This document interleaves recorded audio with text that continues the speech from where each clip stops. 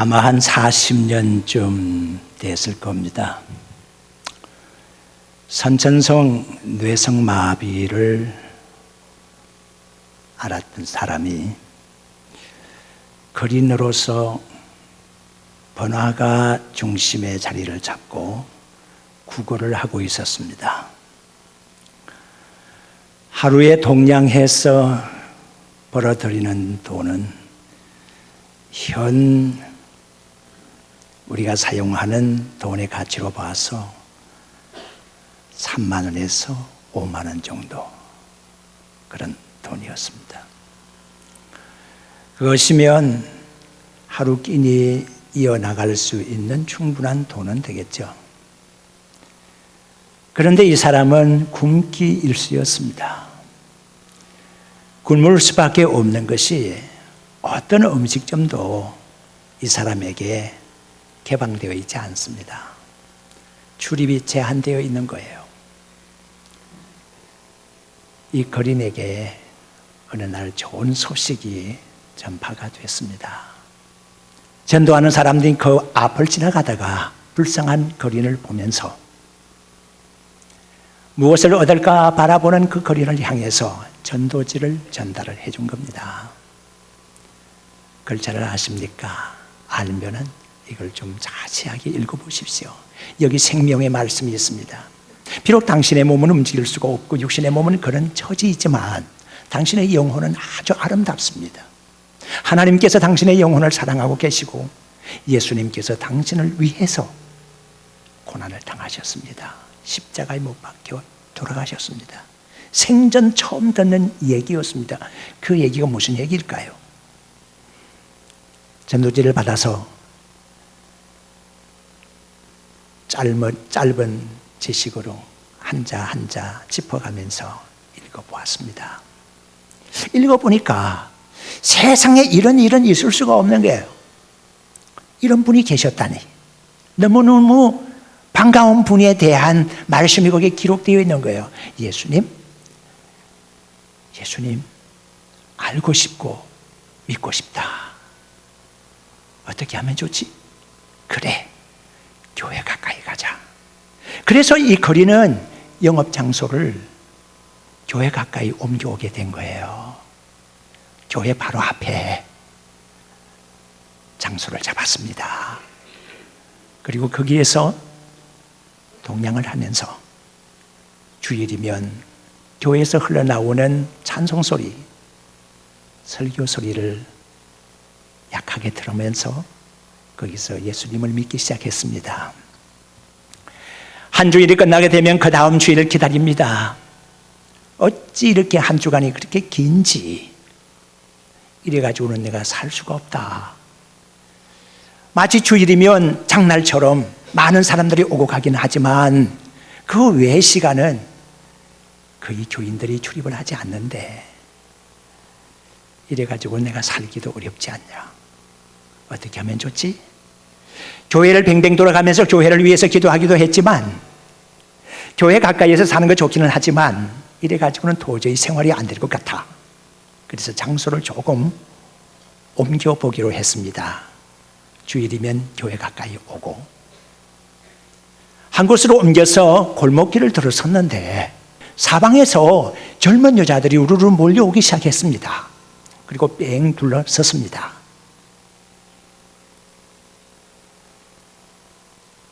그 여자들 가운데 한 여자가 앞으로 나서며 이렇게 말했습니다. 쭈그려 앉아서 얼굴 키 크기를 맞추어서 참 안 됐구만. 혀를 끌끌 차면서 자네도 나만큼이나 팔자가 더럽게 꼬였네. 여자가 그런 말을 하는 겁니다.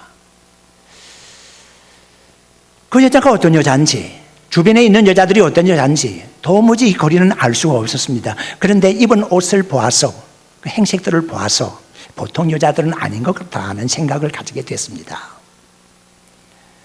가까이 다가와서 얼굴을 마주치고 있는 그 여자를 향해서 자기가 배가 고프다는 흉내를 냈습니다.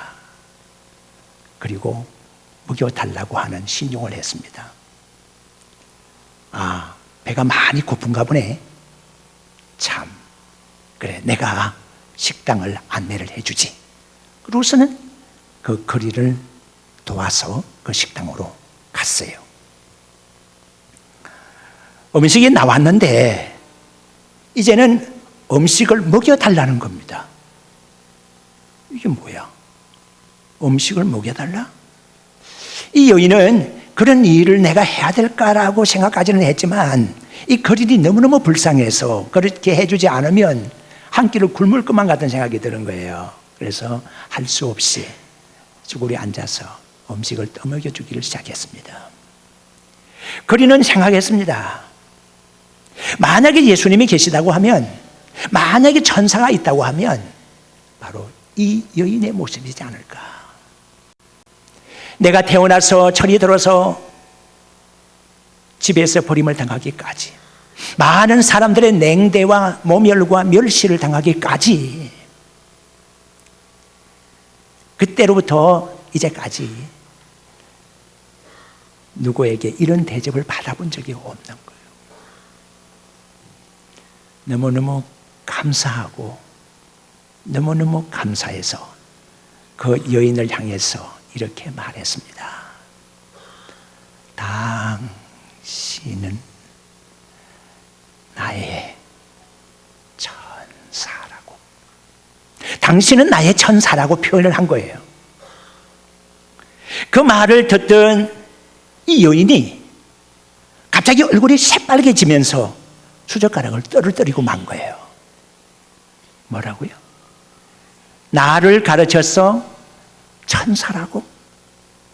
지금까지 많은 사람의 냉대를 받아오면서 멸시와 천대를 받아왔지만 한 번도 그런 얘기를 들어본 적이 없었고, 지금 거린에게 밥을 먹여주고 있는 이 시간, 자기가 태어나서 착한 일은 지금 이거 한 번 하고 있는 것 같은데 자기를 향해서 천사라고 표현을 해주는 거예요.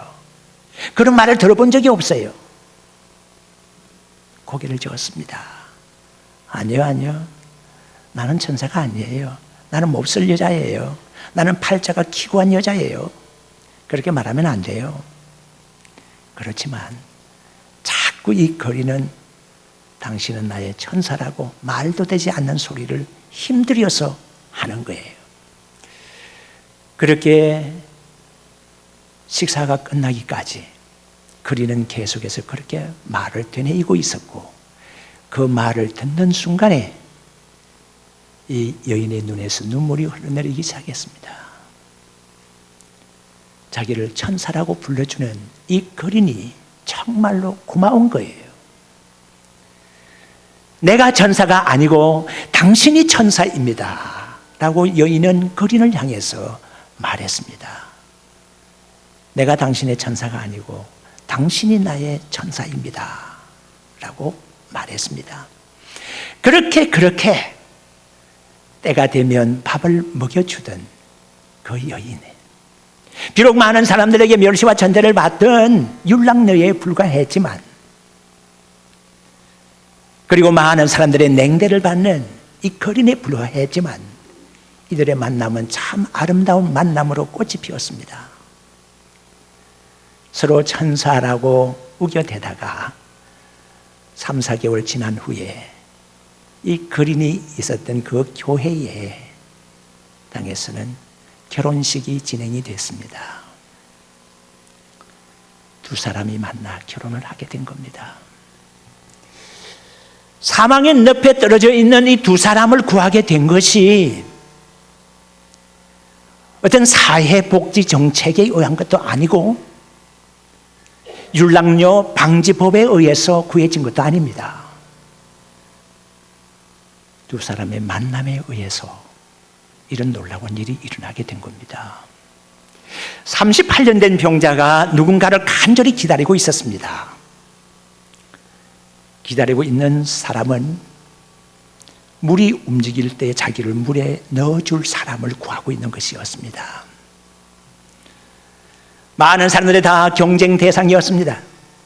한 번씩 천사가 내려와서 물을 움직이게 하는 때가 있었는데 전설입니다. 이게 실제로 사람이 낫게 되었는지 어떻게 되었는지 알 수는 없지만 가장 먼저 물속에 들어가게 되면 어떤 병에 걸려 있든지 낫게 된다고 하는 전설이 있어서 그 전설을 믿고 전국 각처에서 5만 가지 병을 가진 사람들이 그곳에 모여 있었어요. 가늘천이라 한 번씩 물이 동할 때가 있었는데 그럴 때 눈에 보이지 아니하는 천사가 내려와서 물을 움직이게 하는 것으로 인정이 됐고, 그리고 누구든지 무슨 병을 앓고 있든지 제일 먼저 들어가면 고침이 된다고 하는 전설이 있었기 때문에 서로 들어가기 위해서 아귀다툼을 벌이게 되는 거예요. 전부 다가 경쟁 대상밖에는 눈에 보이는 게 없었죠. 누가 누구를 위해서 살아준다는 말입니까? 누가 누구를 물에 먼저 넣어준다는 말입니까? 서로 허우적거리면서 자기가 먼저 들어가겠다고 하는데요, 도움을 받고자 하는 사람은 많이 있었지만 도와줄 사람이 없는 곳이 바로 그곳이었습니다. 그곳에 생명의 주님께서 찾아가신 겁니다. 그리고 그곳에서 38년 된 병자와 예수님께서 만나게 된 겁니다. 그 만남의 현장을 우리가 재조명해 보면서 오늘 우리에게 주시는 교훈이 무엇인지 살펴보고자 하는 것입니다. 첫 번째 만남은 베데스다에서 이루어졌습니다. 거기에서 예수님께서는 38년 된 병자를 만나게 됩니다. 그리고 예수님 질문을 던집니다. 네가 낫고자 하느냐?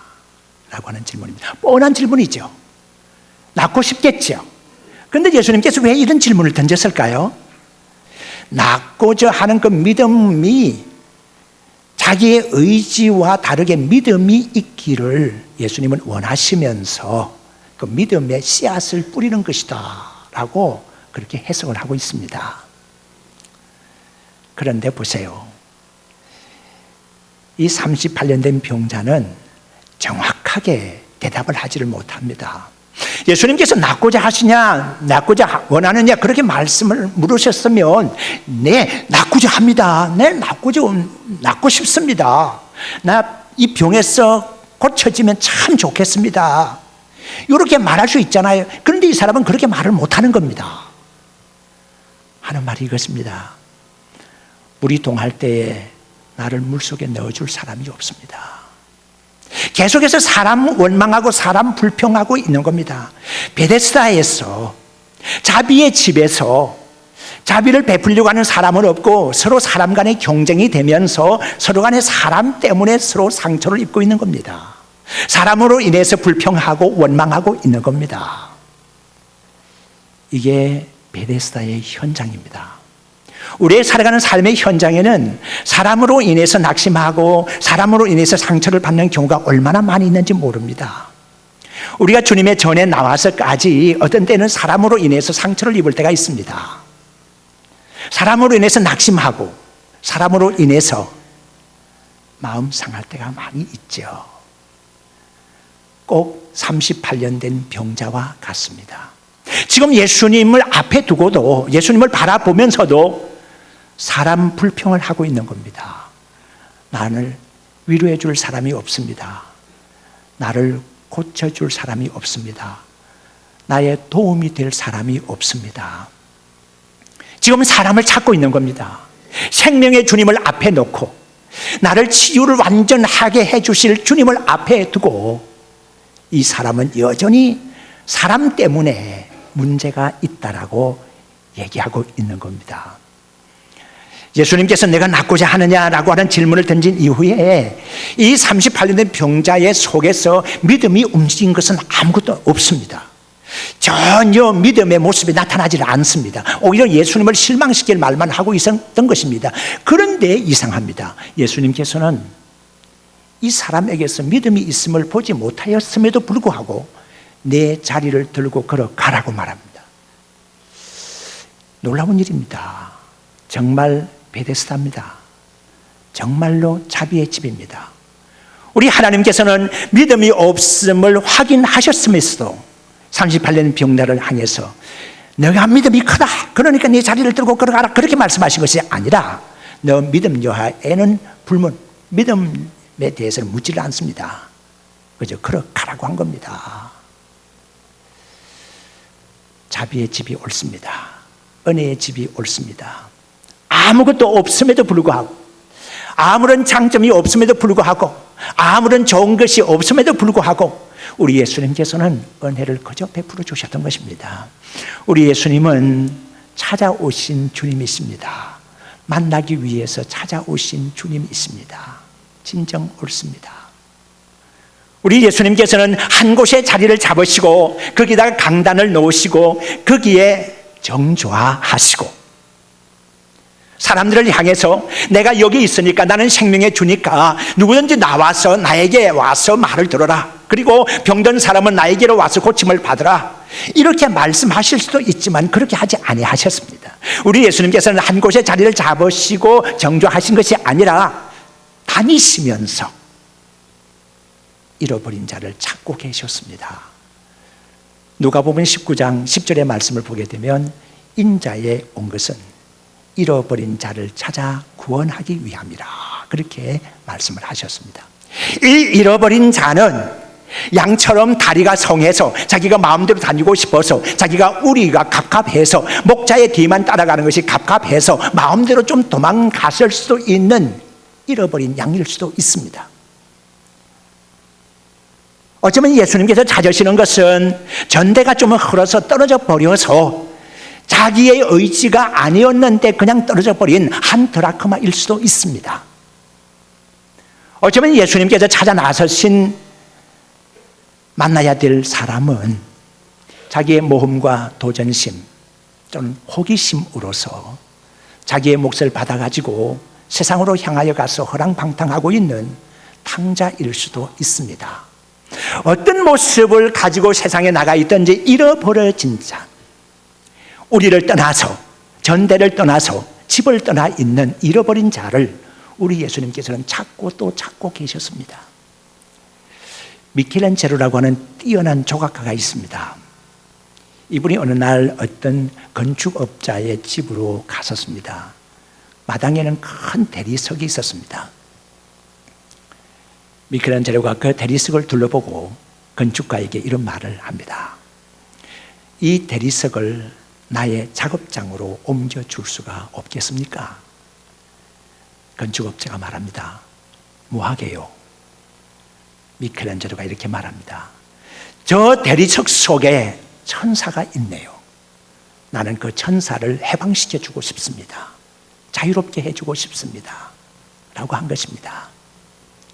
우리 예수님께서는 보잘것없는 육신 속에서 허우적거리고 있는 영혼을 찾아 애쓰신 것입니다. 어쩌면 예수님께서 찾기 원하신 사람은 부잣집 대문간에서, 부잣집에서 떨어지는 음식물 쓰레기라도 받아 먹고자 하였던 거지 나사로일 수 있습니다. 육신으로 보아서는 아무것 귀한 것 없지만 그의 영혼이 아름답기 때문에 그 영혼에게 전파될 하늘나라의 복음을 가지고 거지 나사로를 찾고 싶은 예수님의 심정.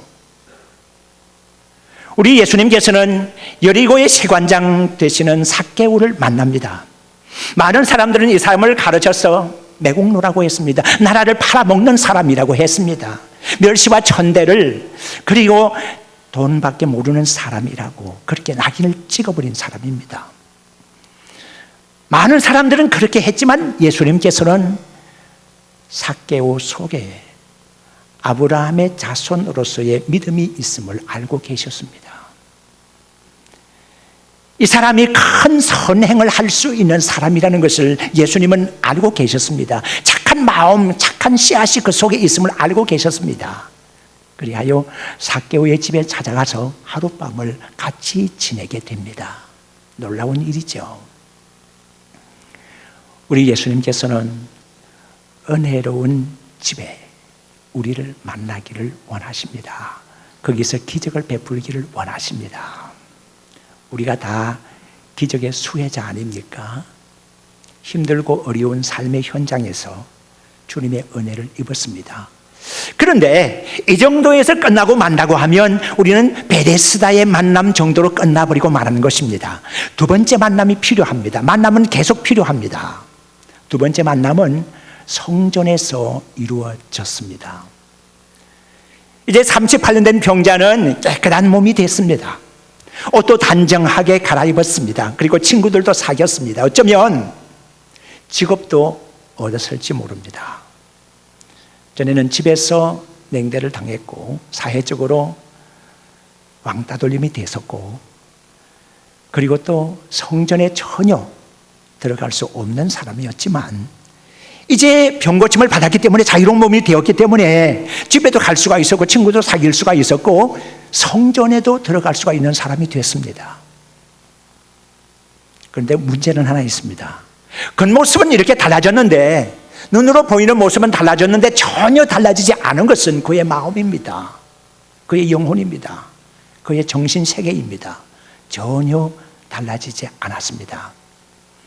이 사람은 다시 예수님을 만날 필요를 느끼지 않고 있었습니다.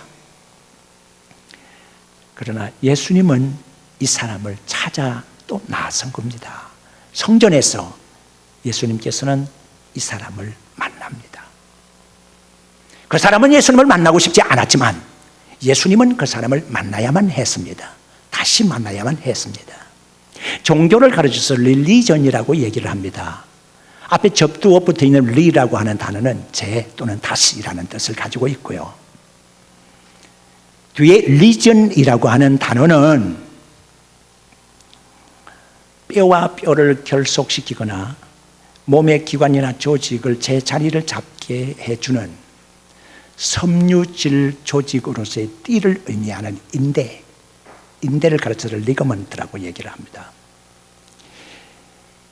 이것이 라틴어 리가레라고 하는 단어에서 왔는데, 리가레는 묶다라는 뜻을 가지고 있습니다. 묶어내다. 그러니까 릴리전이라는 것은, 종교라는 것은 뭔가 하면 다시 묶는다는 뜻을 가지고 있는 겁니다. 다시 관계를 가진다는 뜻이 바로 종교의 뜻이 바로 거기에 있다는 것입니다. 믿음의 성도 여러분, 우리가 주님을 만나서 우리의 삶의 변화를 가지고 왔습니까?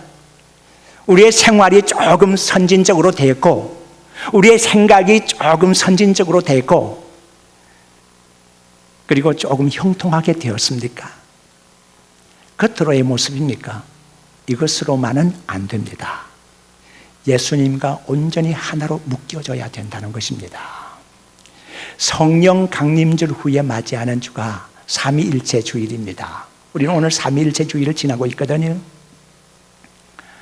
성부, 성자, 성령은 하나로 묶여 있습니다. 그래서 삼위일체입니다. 우리 예수님께서는 요한복음 17장 20절, 21절에서 아버지께 그렇게 기도하고 있습니다.